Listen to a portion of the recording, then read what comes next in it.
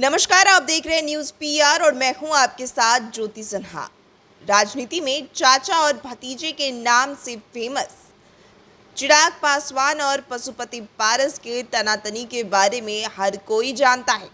लेकिन आपको बता दें कि जिस सीट से चिराग के चाचा पशुपति पारस दावा करते रहते थे, हाजीपुर सीट पर दावेदारी ठोक रहे थे, वो सीट जब भतीजे के हाथ लग गई, जब एनडीए ने ये सीट चिराग पासवान को दे दिया, तो वहीं आपको बता दें पशुपति पारस ने एनडीए का साथ छोड़ने का बात भी कर दिया था, इस्तीफा तक सौंप दिया था। लेकिन फिर से वो एनडीए के साथ आए और खुद को एनडीए का अंग बताया।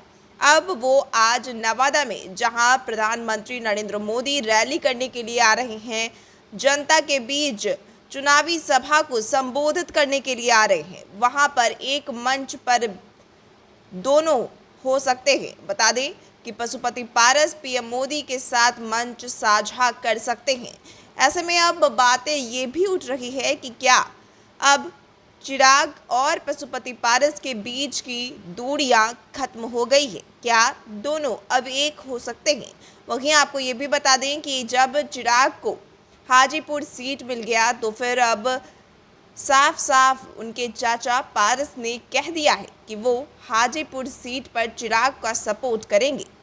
वहीं चिराग के लिए वो अब वोट मांगेंगे। रामविलास पासवान के निधन के बाद उनकी पार्टी लोजपा में फूट पड़ गई। चाचा पारस के नेतृत्व में राष्ट्रीय लोक जनशक्ति पार्टी बनी, तो भतीजा चिराग पासवान के नेतृत्व में लोजपा रामविलास का गठन हुआ। चुनाव आयोग ने दोनों को अलग अलग मान्यता दे दी। लोकसभा चुनाव 2024 के सीट बंटवारे में बीजेपी ने चिराग की पार्टी को 5 सीटें दी, तो पारस के हाथ कुछ भी नहीं लगा। पशुपति पारस की चहेती हाजीपुर सीट भी हाथ से निकल गई और चिराग पासवान की झोली में जा गिरी। नाराज पारस नरेंद्र मोदी के मंत्रिमंडल से इस्तीफा देकर खुद को मोदी परिवार से बाहर घोषित कर दिए। लेकिन एक बार फिर वो मोदी परिवार से जुड़े और अपने सोशल मीडिया प्लेटफॉर्म एक्स पर खुद को एनडीए का अंग बताया। पशुपति पारस मान गए कि वो एनडीए के साथ हैं। वहीं प्रेस कॉन्फ्रेंस करके उन्होंने कहा कि एनडीए के सभी उम्मीदवारों को पूरी ताकत के साथ वो सपोर्ट करेंगे। 400 पार के लक्ष्य को हासिल करना है। उन्होंने नरेंद्र मोदी को अपना नेता माना, तो साथ ही हाजीपुर से भतीजे के लड़ने के सवाल पर कहा कि हमने ईमानदारी से हाजीपुर की सेवा की है, वहां जीत दर्ज कराना हमारा लक्ष्य होगा। जो भी उम्मीदवार हो, जीत के लिए काम होगा। बिहार की 40 सीट पर विजय प्राप्त करना है। चुनाव के बाद पार्टी और संगठन को मजबूत करने पर विचार किया जाएगा। वहीं आपको बता दें कि पारस की पार्टी रालोजपा के राष्ट्रीय उपाध्यक्ष सूरजभान सिंह ने कहा कि कोई सीट चाचा के पास हो या भतीजा के पास, इससे फर्क नहीं पड़ता। दोनों एनडीए परिवार का हिस्सा हैं।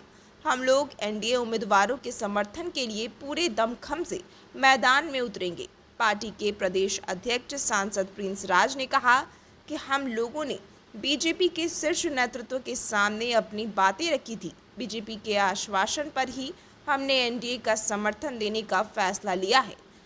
वहीं कार्यकर्ताओं की भावना जानने के लिए आयोजित की गई थी बैठक, जिसमें कार्यकर्ताओं ने पार्टी के फैसले पर मोहर लगाई। Bureau report, news PR live, Patna.